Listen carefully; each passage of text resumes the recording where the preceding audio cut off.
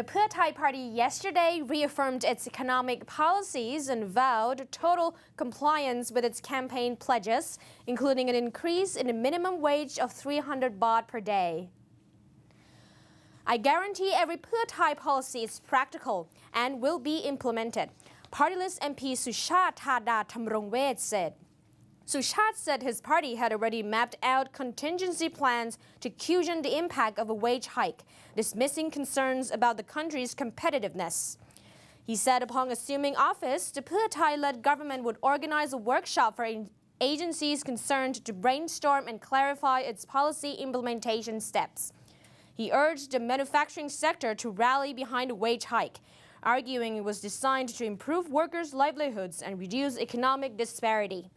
In regard to labor-intensive industries, he said his party would promote a manufacturing corridor along the borders with neighboring countries.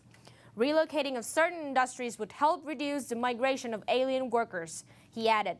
Suchat said the government would earmark about 4 billion baht to buy and distribute tablet computers to first-year primary school students. The cost is computed based on an estimated price of 5,000 baht per tablet. The spending would not impose additional burden on a budget as the money would be reallocated from public funds, he said. He said he was confident that his party would successfully implement every campaign pledge, ruling out a potential court battle in which the Democrats might seek party disbanding on grounds of misleading voters. During the long weekend, Pheu Thai's incoming premier, Yingluck Shinawatra, spent time at home with her family for 3 consecutive days. She declined to talk to reporters and did not attend any public functions. The Public Health Ministry is warning of a dengue fever outbreak after finding that more than 20,000 people have been hit with the disease over the 6 months. The Public Health Permanent Secretary Dr. Phaichit Warachit said elderly people and children aged under 1 year old are most at risk of dengue fever infection. He said people who have a high fever, fatigue, stomach ache, vomiting, and no interest in food should undergo treatment. The continued seasonal rainfall this year has increased the number of mosquitoes carrying the dengue virus that causes dengue fever. Of particular concern are children aged less than 12 months and elderly people who suffer from chronic diseases such as diabetes and high blood pressure, who may go on to develop severe symptoms after the infection. According to the Public Health Ministry's records, between January and June this year, some over 23,000 people have become infected with the dengue virus. Of this number, 13 have succumbed to the disease. The record also shows that 52% of all dengue fever cases are people aged between 10 and 24 years old. About 647 cases are children aged under 1 year old, while 190 cases are people aged over 65. Dengue is caused by a common household mosquito. Phaichit said research has found that over 80% of mortality from dengue fever occurs during July and August, which is the peak season for this disease. Coming up next, the deteriorating series of events continue to attack Europe, from the phone hacking whistleblower and its stocks to drop. After the break.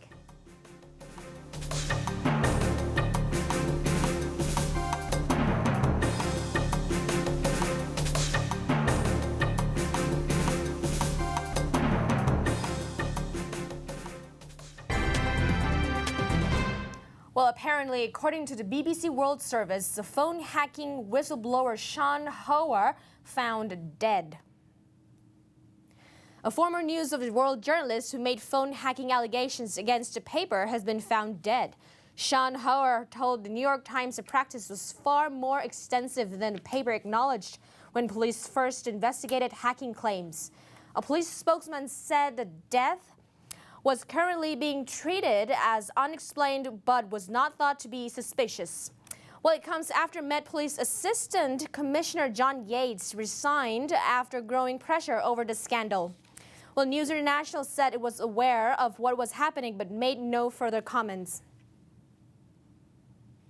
Gold price rose to $1,607.70 an ounce, heading for the longest rally in 31 years as debt concerns in Europe and the US boosted demand for the metal as a haven. President Barack Obama is pressing congressional leaders for a multi-trillion-dollar agreement in talks on cutting the deficit. A default would cause more panic than the collapse of Lehman Brothers Holdings in 2008. Larry Summers, a former Treasury Secretary, told CNN in an interview broadcasted yesterday the euro fell as European leaders plan to meet again on the debt crisis. Frank Lesch, a trader at Future Path Trading LLC in Chicago, said in a telephone interview that there's just a lack of confidence in government and currency. There's a flight to safety into gold. When Europe fixes their house and the US fixes our house, maybe then there will be a correction in gold. Gold futures for August delivery rose $9.63 or 0.6% to $1,599.70 at 10:35 a.m. yesterday on the COMEX in New York. The metal climbed for the 10th straight session, the longest rally since January 1980, when the price rose to $873, a record at that time. UBS AG said in a report that its Zurich sales desk on July the 15th had the biggest gold coin demand in a year. The metal denominated in euros and pounds jumped to records after European Central Bank President Jean-Claude Trichet reiterated that his opposition to any restructuring of Greek debt. Unfortunately, stocks fell around the world, extending last week's drop, and the euro declined amid concerned officials are no closer to solving the debt crisis in Europe, and the US gold extended its longest rally since 1980. The Standard & Poor's 500 index lost 1.2% at 11:20 a.m. in New York, and the Stoxx Europe 600 index sank as much as 1.9%, extending its slide from this year's high to 10%.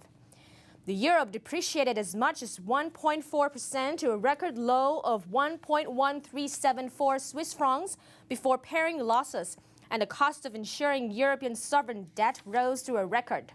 Gold rose for an 11th day to top $1,600 an ounce for the first time.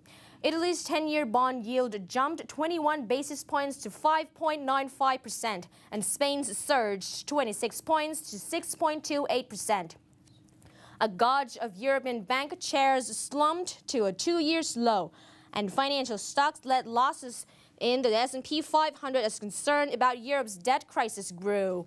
President Barack Obama is trying to get lawmakers to agree to a deficit-cutting deal as the August 2nd deadline for raising the debt ceiling nears. Goldman Sachs Group Incorporation cut its forecasts for U.S. economic growth after reports last week showed consumer confidence deteriorated and New York area manufacturing unexpectedly shrank. Anything that adds to the cloudiness of the future makes it more difficult to invest, said Stephen Wood, the New York-based chief market strategist for Russell Investments, which manages about $161 billion. PTT has set a target to become the world leader in bioplastics industry by 2018 after it starts up operations at polybutylene succinate or PBS and polylactic acid or PLA plants. The plan will support PTT's goals of being listed on the Dow Jones Sustainability Index, which comprises organizations with environmentally friendly processes throughout the business. Pratya Pinyawat, Chief Operating Officer for Downstream Petrochemicals, said yesterday. He said PTT had divided its target into short through to long-term phases. For the short term, the company expects to be a leader in bioplastics business by 2014, when its PBS plant, which will be the first of its kind using bio-based raw materials, is scheduled to commence production. PTT has set up a joint venture with Mitsubishi Chemical Corp, the world's fourth largest chemical manufacturer by sales, to produce PBS in Thailand with an annual capacity of 20,000 tons per year. The plant will also produce biosuccinate acid and other byproducts. The Japanese company is also expected to set up a research and development center for bioplastics in Thailand. Pratya said PTT is also in talks with a leading PLA manufacturer to establish a plant in the kingdom. It is quite confident that the discussions will bear fruit as Thailand has plentiful supplies of both sugar and cassava that are used as raw materials in making bioplastic products. He also added that a deal is expected to be concluded in the next few months, giving PTT the possibility of operating 2 kinds of bioplastic plants in the country. Meanwhile, NatureWorks, a U.S. manufacturer of PLA, is seeking a location for its second plant. It is considering 3 choices in Southeast Asia, namely Thailand, Malaysia, and Indonesia. NatureWorks hopes to decide on its investment project within a couple of months. The Myanmar Ministry of Commerce has revoked import bans on 15 Thai products after the prohibition had been imposed for more than 10 years, according to the Department of Trade Negotiation. The DTN Director General Sirat Rathapana has reported that the 15 goods are monosodium glutamate, sweet drinks and beverages, cracker, chewing gum, cake, wafer, canned food, instant noodle, liquor, beer, cigarette, plastic products, fresh juice, and other controlled products. The ban revocation was announced on June the 11th of 2011 after it had been in effect for over 10 years. Importers, however, have to seek import permission from the Myanmar Ministry of Commerce. Sirat noted that the success of the import ban revocation is partially attributed to the efforts of the DTN. She elaborated that the department visited Myanmar on October and December last year, trying to negotiate to end the import ban. The Director General added that the goods are very popular among Myanmar consumers and that the import ban revocation should directly benefit Thai exporters. She expected the value of Thai exports to Myanmar this year will soar to the tune of 7.7 billion baht. Currently, China is preparing for high cost of Thai rice in the global market. According to Xiamen reports, due to the fact that Pheu Thai Party had won the general election to form the country's new government, the export value of rice is expected to be increased by 66% due to their rice pledge policy of 15,000 Thai baht per ton. Reportedly, many rice mills in Thailand have been stocking a huge amount of paddy since the rice's value is predicted to be high, and consequently the net cost will also be high for exporters. Meanwhile, China has also been importing Thai rice annually for over 200,000 to 220,000 tons and Xiamen 10,000 tons.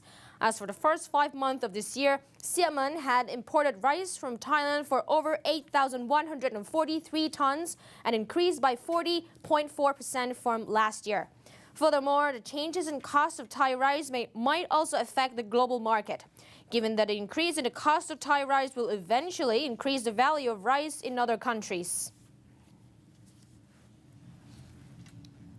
After the break, Japan beats the U.S. in Women's World Cup finals, and many more stories.